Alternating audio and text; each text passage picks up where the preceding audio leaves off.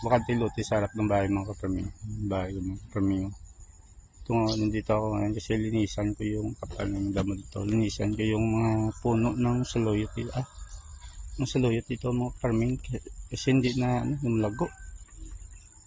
Tabunan kasi ng mga mga damo na kapal ng bilis nga. Isang buwan lang siguro lumipas. Namlinis ito. Ngayon, masyado lang makapal. Dati dito ko nilagay yung kambing ko.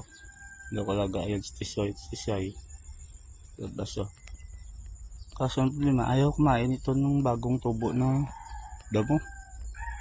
Gusto nila yung sa labas, yung mga tutanda. Kaya dyan ko lang sila nilagay ito. Dati makapal ito sa gilid ng bakod. Ngayon, dahil sa kanila. Kasi ito lang gusto nila yung mga tandang damo. Diyan mo na sinilagay, hindi dito. Kasi ito, pag dito sinilagay, hindi naman kumakain. Kahiga na lang. Dito ako kumukuha ng saluyot kasi maraming saluyot dito na tumutubo. Kaso ngayon tabunan ng damo. Kaya linisan ko muna yung puno saka lagyan ng pataba. Sige, ano pa hinihintay natin mga kaparming? Let's go! Fast forward lang pala.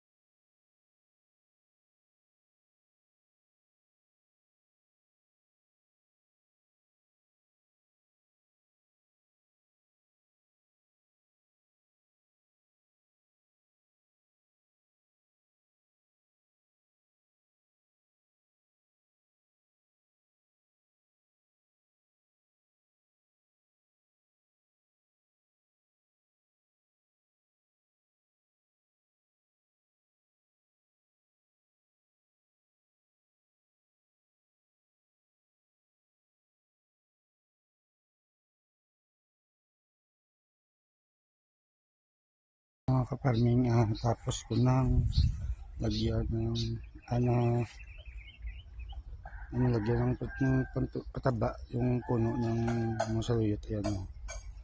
Marami dito mga kaparming. Meron dyan na hindi ulit nabunan ng lupa yung puno. Pero dito banda lagyan ko talaga ng lupa yung puno para tumibay. Saka yung pataba ko ay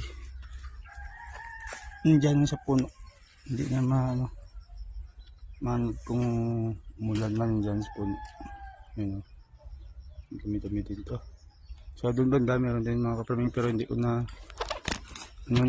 ginapas ko lang yung mga damo na mataas ng damo dyan. Ginapas ko na lang para yung mga meron pambinhi dyan, mga buto tutubo na lang.